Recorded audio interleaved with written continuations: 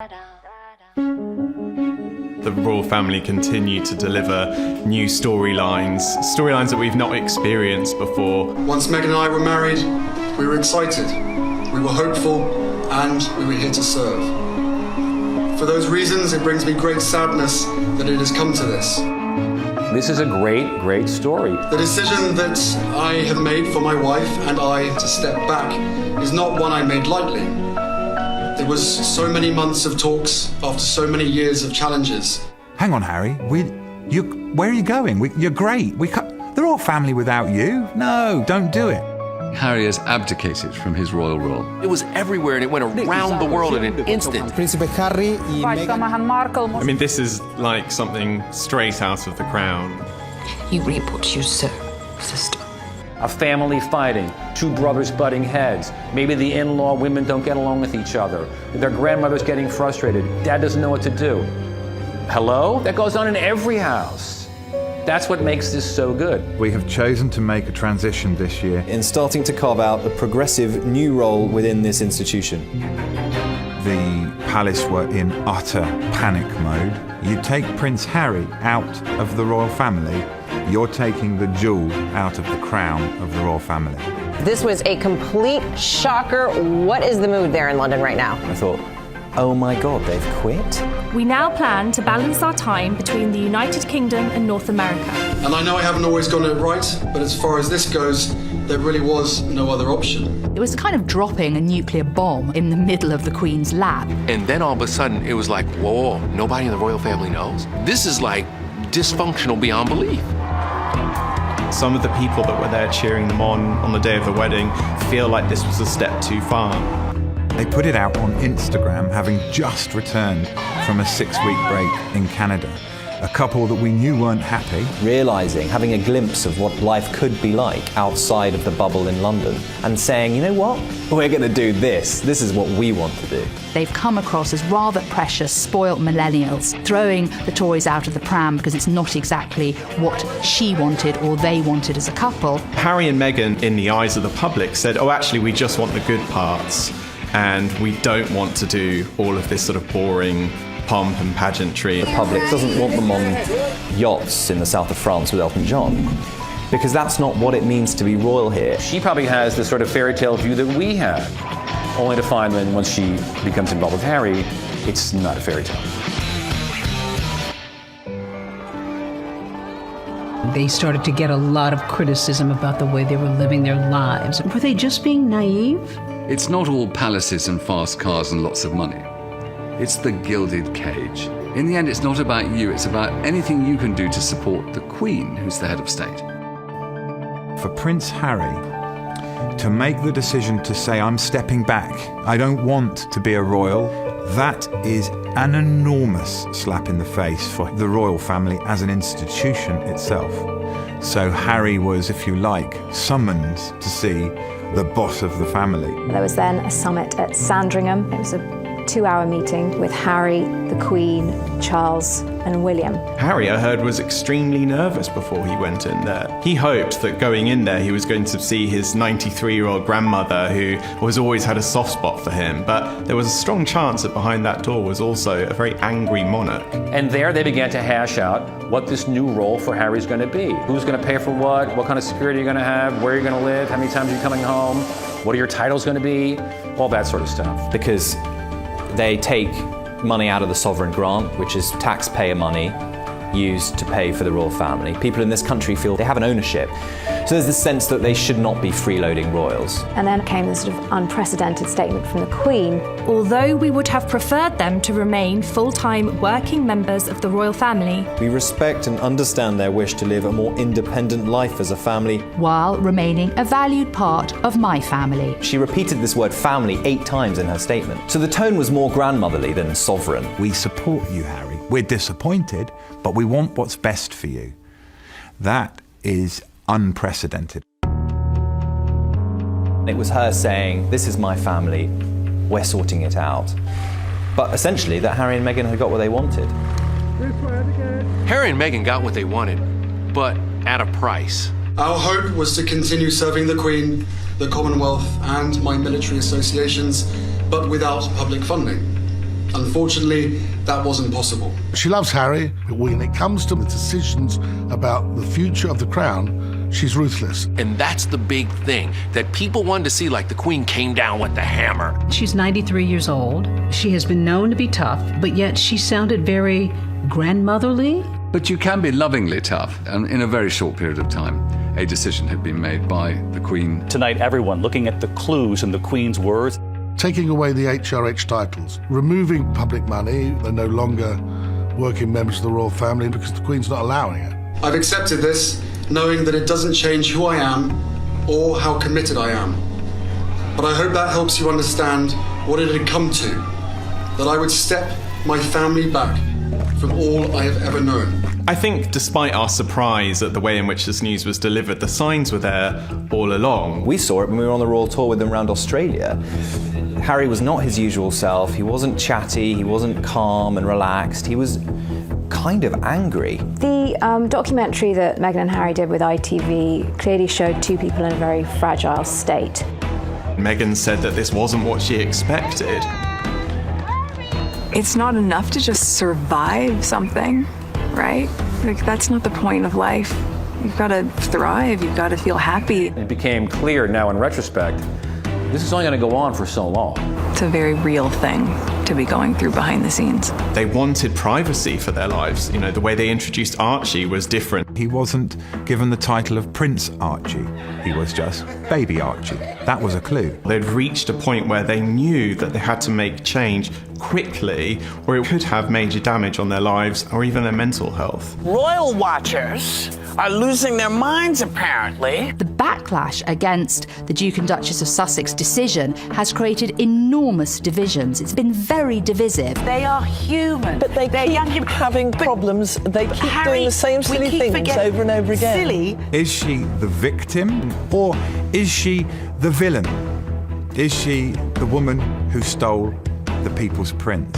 For me, maybe Meghan is the woman that set Harry free. Meghan has, if you like, given Harry the confidence and the courage to take the biggest gamble in his entire life. Next, Megxit and the media.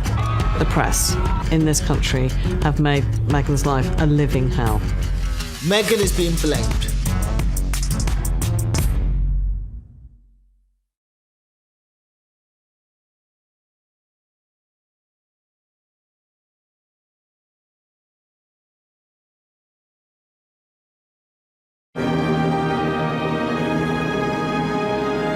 It seems almost 1,000 years ago, from May of 2018, when Meghan and Harry got married. It was this beautiful spring day. And their idyllic wedding was just typical of the British sort of adoration for them. It was so magical. And I'm a dude, and I was still caught up, swept deep in what happened that day. They seemed incredibly in love, and maybe more importantly, the public seemed very much in love with them. When 2 billion people watched them get married on television, people welcomed her in. She was a star. It was the Markle sparkle.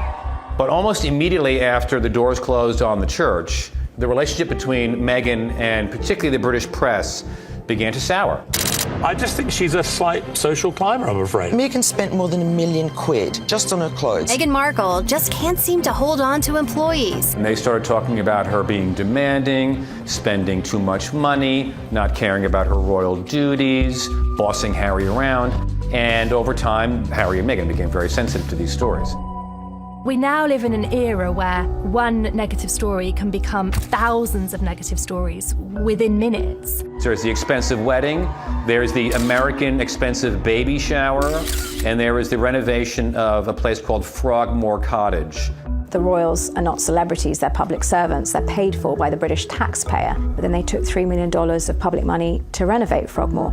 That was controversial. What was even worse was then when they started to be preaching about doing our bit to save the planet. It's a race against time, and one in which we are losing. There was Harry on one hand who was talking about climate change. No one can deny science. But then, in the other, he was going on private jets to attend Google summits in Italy. I think the idea of being carbon footprint crusaders and then turning up in your private jet, That's shooting fish in a barrel for the press. Don't do that, it's dumb, right? So it's diva-ish behavior, basically, that the British press is accusing them of. And then when Archie was born, it was very strange that there was this kind of secrecy around the birth. People are scratching their heads going, why are you being so cloak and dagger? The Princess of Hugs is now saying, step away from me, like this is private, this is only about me. Funny that, because her wedding wasn't only about her. There was uproar in the British media about them not doing the grand moment on the steps of the Lindo wing like Kate did. She just had this baby. She's sitting in the hospital and she's like, you want me to go out there and do the dance for the press? Not happening, my brother. How much of a big deal is this? Ordinary people share the photos of their kids too. Why won't you do that, right? We covered your wedding, now show us the baby. It seemed ungrateful. Harry and Meghan changed a tradition and they released a photo with the Queen, with Prince Philip, with Meghan's mother Doria. These key moments that have happened in their lives have been shared on Instagram instead. We're in this world now where the press is being bypassed and they can't bear it, so they just need to be as sort of sensational as possible. The criticism started, oh, she's opening her own car doors, you know, she doesn't understand royal protocol, she's talking too much, she's not talking enough. She was under the most unbelievable level of scrutiny. My British friend said to me, I'm sure he's great, but you shouldn't do it because the British tabloids will destroy your life. And all the stuff with her family, her father, her sister. Meghan Markle's family is a disaster. It is that simple. There's no way to get around it. Thomas Markle sitting next to Piers Morgan on British TV. I'm a little embarrassed for them and feeling very sorry for the Queen. Once again, he's exposing things about his daughter. And there's a sense, I think, that she feels that she's been hard done by, that she wasn't given a chance. I never thought that this would be easy, but I thought it would be fair. For me and for my wife, you know, of course there's a lot of stuff that hurts. I will not be bullied into playing a game that killed my mum. He thinks that the press killed his mother, that the sound of a shutter, of the camera shutter, reminds him of that horrible time. You know, you really can't blame him for feeling that way. However, at the same time, those cliques are journalists who have been invited, and it's a very different thing to the photographers who were physically pursuing his mother throughout her life. I think he's terrified for Meghan. And there was an element right at the bottom of this, when you boil it all down, of a loving husband trying to protect his wife. I spoke to Harry a few days ago. He has suffered a lot from all of the things that have happened to him. He suffers a lot from people judging him. There is validity to the idea that the press have hounded Harry and Meghan. Diana was literally chased into a tunnel and died. I don't think they've been any worse than they were during the Diana years. Princess Diana was actually physically hounded by the paparazzi. They had cameras in her face, they were chasing her down the street. Nothing like that has happened to Harry and Meghan. When you continue and constantly see and hear negativity, it can be overwhelming. You can feel powerless and lost. You can feel different, confused, or like you don't belong. There's been a big conversation about the coverage that Meghan gets versus what Kate gets. But Kate, in her day, Happy birthday, Kate. She was hounded. She was the most photographed woman in the world for quite a number of years. When she was just a girlfriend, the tabloids were relentless. But the difference is with Kate is that when she got married, suddenly she could do no wrong and the papers backed off. With Harry and Meghan, she's still painted out as the villain. She is still Duchess Difficult. And that's a narrative that the tabloids absolutely adore. We've got perfect Kate trashing Meghan. The list of complaints against Meghan is astounding. She made avocado toast for a friend who was visiting, and he put it on Instagram, and then suddenly the headlines were about how she is contributing to climate change and unfair labor practices, and she's choosing end of the world. Yeah. But when Prince William bought Kate an avocado for her morning sickness, oh, that's wonderful. What a wonderful, loving husband. And once again, you see the difference in the way the press treated those two women. You only need to look at some of the coverage that has called Kate a fashion icon for wearing a strapless dress, but then called Meghan vulgar just a few weeks earlier. Vulgar! Her fashion choices raise many eyebrows. It's a disgrace. And it's these sort of discrepancies that have made it quite difficult to understand what it is that the British press have had in for Meghan. So, yeah, I can understand why he's blaming the media, because the media are to blame. Do you think race played a big part here? We saw it in the British press. You know, these tones, these words being used as exotic or Harry's new girlfriend straight out of Compton. When people say, that's not a racial undertone, that's just racist, isn't it? Let's be honest.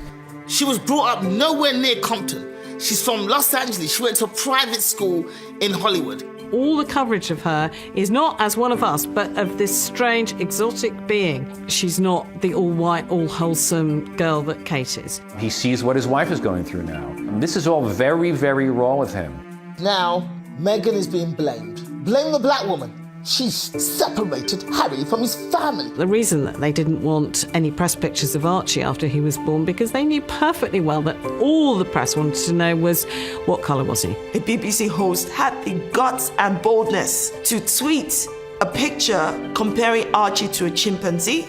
If you listen to every single excuse that was given, oh, but he didn't mean it, it was a joke, it was racist. And not one member of the royal family said anything to support or defend her. I think both of them felt very alone towards the end of their time in the firm. When we come back, Meghan and the royal reality. The royal family is not kombucha at your door at 4 o'clock in the morning. It's stale sandwiches and white bread. That is what the royal family is.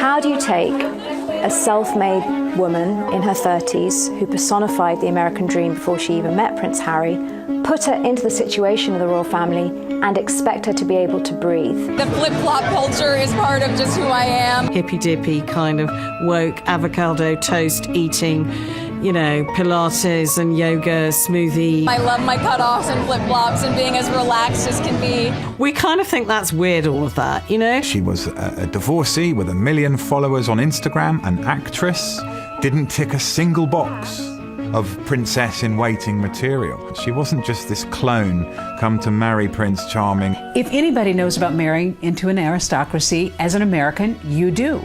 Are there rules? Is there a rule book when you start to enter this world of nobility? And America, we love the royal family and we love the aristocracy, so of course we must know how it's done. Table manners, like 6 forks, 6 knives, 3 spoons, 4 glasses, and that's what Meghan has had to go into.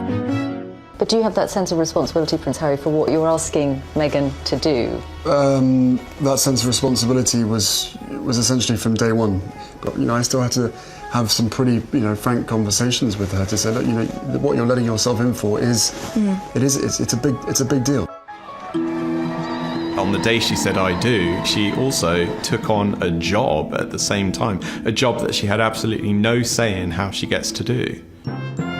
The whole reason that the House of Windsor has survived is that it's essential that the spotlight is on the monarch and the heir apparent, and any other member of the royal family who tries to take too much oxygen away from the Queen or the heir has found themselves getting into difficulties. I would argue that it looks like it's a very hard place for a modern woman. Being a part of this family and the platform that comes with that is an incredible responsibility that I take really seriously. I think the way Meghan tried to work in the palace didn't fit in with how other members of the royal family worked. I know aides who have 1 meeting a month with their principals. Harry and Meghan were popping in and out of the office almost every day for briefings and updates. I think they felt that she'd come in and, kind of be a sleepy little royal. But Meghan was like, no, I need to know the people, the places, I'm going to talk to people, I need to know nationalities, I need to know languages. There have been reports that she comes to meetings with tons of questions and binders, that she does the work ahead of time. She's aggressively emailing her staff at 6 in the morning. She couldn't do anything right. Now, if every American got in trouble because they sent emails too early in the morning, I'm like, isn't that what you're supposed to do? Women don't need to find a voice. They have a voice. They need to feel empowered to use it. And people need to be encouraged to listen. Suddenly, Meghan's charm, that was her hard work and her perseverance, was being turned into a problem for the royal family. I cannot believe it's 2020 and we're still faulting women for being ambitious. To be relatively boring is to be a very good fulfiller of the royal role. Honestly, you want to leave your glam and your drama to the politicians. The characters that do well in the royal family are those stoic characters who really live to serve, who put their head down. Camilla, who supported Charles amazingly. Kate, who is now an absolutely wonderful queen in waiting. She was incubated into being a princess. She's learned never say anything, always smile, always have lovely hair. You're done. Now, I think we, as a country, have to think, well, is that what we really want from our royal women? We want them to be Stepford wives? You know, I mean, really? There's a motto, never complain, never explain. And the royal family don't like it when anybody rocks the boat. That was always Diana's problem. It was isolating, but it was also a situation where you couldn't indulge in feeling sorry for yourself. You had to either sink or swim. And you had to learn that very fast.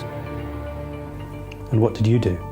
I swam. When the BBC Panorama interview aired, I mean, that was a seismic moment for the monarchy. You could not believe that here was one of the most prominent members of the royal family spilling the most intimate details of her life on national television. But you really believe that it was out of jealousy that they wanted to undermine you? I think it was out of fear, because here was a strong woman doing her bit. Interesting, driven, passionate people like Diana, like Meghan, they find those constraints very, very hard. You're not allowed an opinion. And in this day and age of Twitter where everyone has an opinion, it's very hard to just say, oh, you know what, I'll bite my tongue on every single little thing. And of course, it's terrifying, the thought for the royal family that this may repeat itself if the Duchess of Sussex decides to give an interview, probably to the American press. I hope to God Meghan breaks her silence and does a Diana-style interview. I hope she does. She deserves it. Why not? She needs to be able to clap back at all those haters. But Meghan gave us a glimpse into how she's feeling anyway when she spoke to ITV. That now famous phrase that she said to Tom Bradby, where she said, "Thank you for asking me how I am." And also thank you for asking, because not many people have asked if I'm okay. But it's a very real thing to be going through behind the scenes. And the answer is, would it be fair to say not really? Okay. What did you hear when you heard that statement? What I thought of that was she's a shell of herself. She's not that full of life, optimistic American that we first saw on that sofa when they were engaged. And I think she thought, well, why should I have to do all of this in the public eye if no one's going to listen to me and none of the really good ideas I have are going to be heard? I think we feel that she had this immense privilege and she's almost sort of thrown it back in our faces because it wasn't exactly what she wanted or expected it to be. They've brought diversity into the royal family. They've brought an American into the royal family, a divorcee. They've shown that they can be modern and inclusive. And yet within 2 years, Meghan can't hack it. There was going to be this clash between a family wanting to bend her into place and her wanting to change them. So, yes, maybe Meghan hasn't succeeded in totally revolutionising the royal family, but they haven't succeeded in bending her into place. Next, Harry, a reluctant prince. And during that period of frustration, did you ever wish that you weren't a prince? I wish that quite a lot, actually.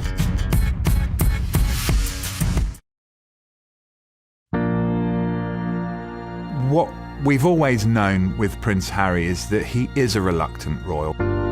You can take the prince out of Harry, but you can't take the Harry out of Harry. I want you to hear the truth from me, as much as I can share, not as a prince or a duke, but as Harry, the same person that many of you have watched grow up over the last 35 years, but now with a clearer perspective. Now, life is going to be very different for him. Yes, the abdication of royal rank is a huge step for a prince. And he has followed his heart. God knows. He's followed his instincts. My goodness me, it's going to be a challenge making this work. But that is Prince Harry. He doesn't want to be a royal. He's being a father. This is a guy who is trying to protect his cub and his lioness from whatever it takes. He has become an incredible man, the man that his mother would be proud of. I think it's really important to remember that the British public have kind of adored Harry, and he is like the nation's favourite son. We felt so devastated for him when we saw him as a young boy walking behind his mother's coffin. Somebody losing their mother and then it being, projected to the millions on TV screens. It gives me chills thinking about it. He said, I kept thinking, this is my mother. Why are you crying? You couldn't have loved her like I loved her. The country essentially adopted Harry and William as their own. The fascination now, especially with this generation, is we care about her sons and we want to make sure that they're happy.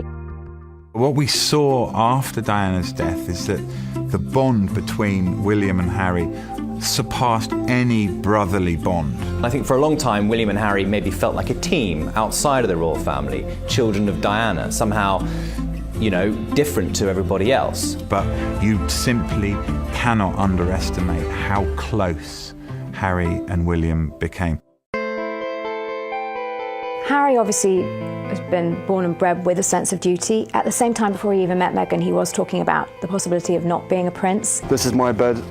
I don't really make it when I'm down here, which is a joy. That's it, made. He was in the army for many years. He did 2 tours in Afghanistan. I signed up because I wanted to be one of the lads. This sort of normality for me to be amongst these guys was so important. He talked about going into the army and how that gave him a certain amount of anonymity in some ways, that he was just Harry. And then, while he was out on operations in Afghanistan, somebody says where he is and he's brought home.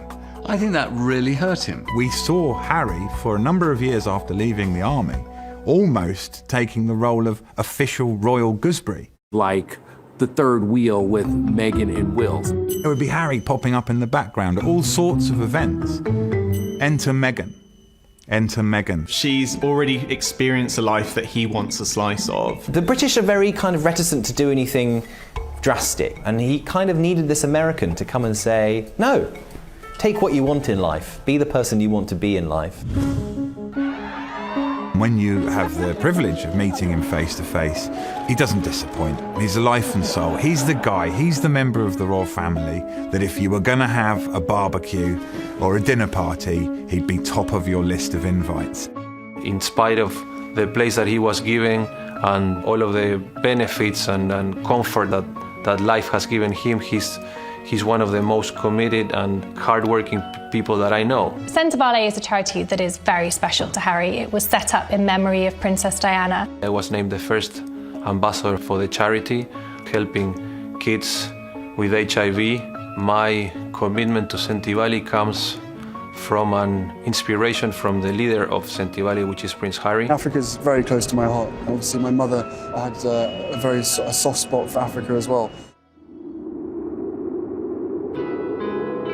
Sadly, over the last couple of years, Harry and William's relationship has gotten worse. Sometimes to Harry, William is his brother, and other times he's the future king and his boss. And it's always hard to sort of differentiate where the line is. When seeing Harry and Meghan's whirlwind romance unfold, William put the brakes on, or tried to, and said to his brother, look, just take your time, don't rush into anything. I don't think Harry ever really got over that. There's been a lot of talk in the press about rifts with your brother. How much of that is true? We're brothers, we'll always be brothers. We're certainly on different paths at the moment, but I will always be there for him, and as I know he'll always be there for me. There's very little that we know about William's reaction to this, and from the conversations I've had with aides, he said very little. I think as a brother he's been quite hurt at Harry's actions. Harry's decision comes from a very powerful statement he made last year in this ITV documentary when he said, I will not play the game that killed my mother.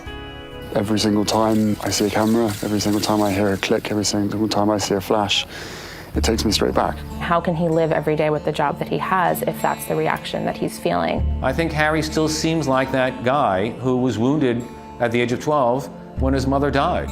When I started my public life 12 years ago, I understood the media might be interested in what I did. I can only imagine what you may have heard or perhaps read over the past few weeks. But I was not aware of how overwhelming that attention would become. But the media is a powerful force. In a manner that's been hard to bear. I hope that helps you understand what it had come to.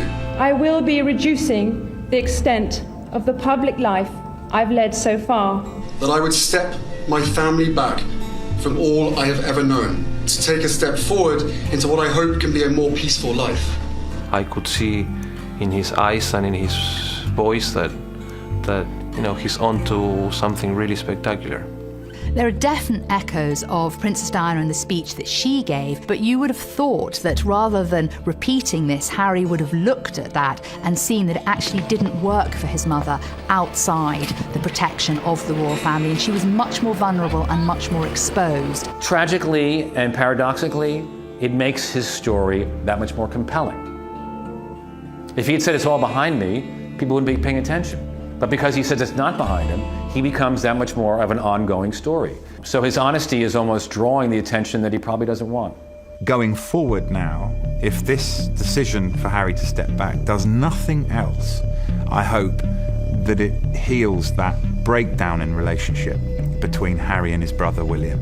Because unless they reconnect, unless they can continue to be mentors for each other, certainly when Prince William eventually becomes king, he'll be a far lesser king without Harry as his support. Coming up, Harry, Meghan, and money. Who's going to pay for their security?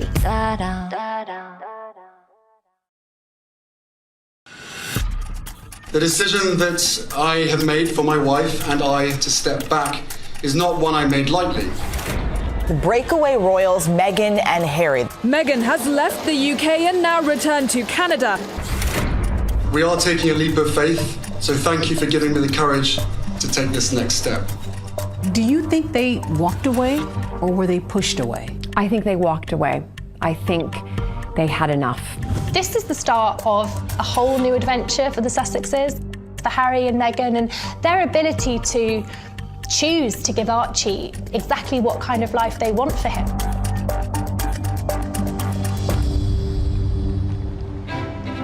Harry and Meghan are living on Vancouver Island, which is in British Columbia, the west coast of Canada. They have been staying there for almost a couple of months now. The couple have been staying in a beautiful waterside mansion.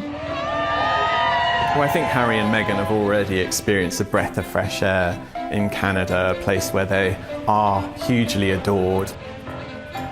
Canadians are really excited about Harry and Meghan moving to Canada. We haven't learned how to play it cool yet. Meghan lived in Toronto during the time that she was acting on Suits. I have been killing it here for the better part of a decade. We're kind here, we're polite. It's not going to be as negative towards them. At the same time, I think Canadians would feel a little bit hurt if Canada was just being used as a halfway house. They thought they could have a halfway house, but they were told, no way, you're out. The Queen had to rule decisively, taking away the HRH titles, removing publicly funded money, making them pay back about $4 million of money that was spent renovating their house. This is not an easy ride for Meghan and Harry. But I will tell you this, here's what they will gain. Harry and Meghan will make an extremely insane amount of money. That first Meghan and Harry interview is worth millions. And also, Harry has received a lot of money from his mother, grandmother, his father, is still one of the wealthiest people on this planet. So the money's never gonna dry up. What I hope will happen is they will use their celebrity, they will use their charm and good looks and whatever to raise money from people all over the world. I think that him and Meghan together, from that platform that they are creating, are going to be very important in the history of making the world a better place. Meghan and Harry's decision to step away from the royal family only enhanced their brand potency. They're now famous and culturally symbolic in a way that no other royals have ever really been. The problem that the Queen has is she has to protect the royal brand, and it has immense prestige. Yeah, there have been huge conflicts of interest when royals have tried to monetize the brand. I'm so unconventional that instead of serving tea, I serve ocean spray granapple juice drink. We've had Fergie with some rather strange commercial adventures. 我是 Peter Phillips， If Peter Phillips, the grandson of the Queen, is allowed to go to China and film a milk commercial, I think Harry and Meghan getting involved in philanthropic-related projects for Netflix or Apple TV is not going to be a problem. I don't think Prince Harry means he's going to become a brand ambassador for Rolex. Harry can still raise all the money he needs for Africa and the Invictus Games. Meghan can do all the things she wants to do now on a regular basis. She can be Angelina Jolie, a nice version. The last remaining question for Canadians is who's going to pay for their security? Canadians are very particular about taxes and money and where it's going. Estimates for Harry and Meghan's security have come in at anything from $1.3 million to $8 million. Everybody's talking about, will they be able to pay for their security? You're damn right they'll be able to pay for their security. And they could pay for yours too. I think that actually Harry and Meghan are going to get into more difficulties with paparazzi. There'll be less of an organised structure around them every time they go to an event. We saw it with Harry's mother, Diana, Princess of Wales. Photographers chased Diana, not to get a picture of Diana. They chased Diana to get a picture of Diana in her current emotional mood. That's what's going to go on with Meghan. At every single moment in their lives, whether it's the first major commercial deal or their next child, every single moment will be tracked. The idea that by somehow stepping back from the royal family, they're going to somehow regain control of their privacy is tragically a fool's errand. That's just not going to happen. In fact, it's going to get worse. UK photographers have traveled and camped out in Vancouver Island for weeks now, so they still will be photographed in Canada.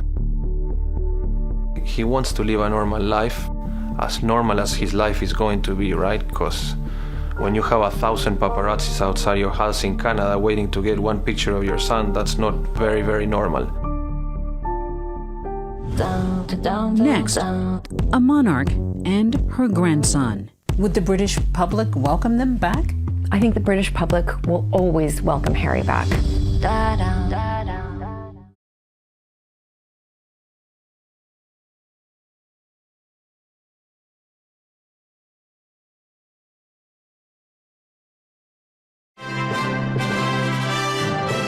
At the end of the day, there are lots of reasons that people care about this story, but one of the main reasons is because they're worried about the Queen.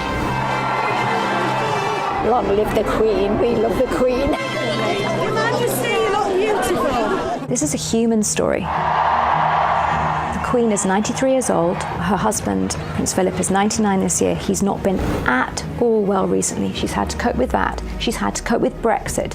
She's had to cope with Prince Andrew and all those dramas at the end of last year. But don't forget, this is a woman with a lot of experience, and I don't think people should worry too much. She has been through a lot. Seeing 3 of her children go through divorce, seeing her 2 grandsons lose their mother, this on a scale of tragic events in the royal family is very low down. Who won in this issue? Harry and Meghan or the Queen? I think everyone won. And the reason they all won is that you don't walk away from any negotiation with everything that you want. The Queen looks like she dropped the hammer on them. Harry and Meghan have gotten out of a system they don't want to live in anymore. They've gotten everything they want. It's very sweet. Hi, nice to meet you. To now have spokespeople living in another Commonwealth country, Canada, where the Queen is also the Queen, it's actually a win for the royal family. Are they still considered royals at this point? Harry was born into the royal family, and in a sense, that blood tie will continue ad infinitum. But his royal rank, which is his princely appointment, has been put into suspended animation. Going forward, they don't have that kind of ethereal, everlasting, eternal magic that the royal family gives you. The Queen seemed to intimate that in about a year's time, we will see how this is all going. Is this kind of a trial separation, as it were? Well, I think there's a view that they will come back to look at how it's working in a year's time. I think we'll look back in 6 months' time and realise that not much has actually changed.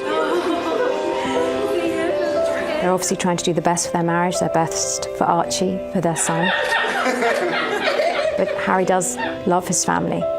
The important thing to remember is that the Queen is a grandmother and she has so much love for her grandson and he adores her, and that bond will stay.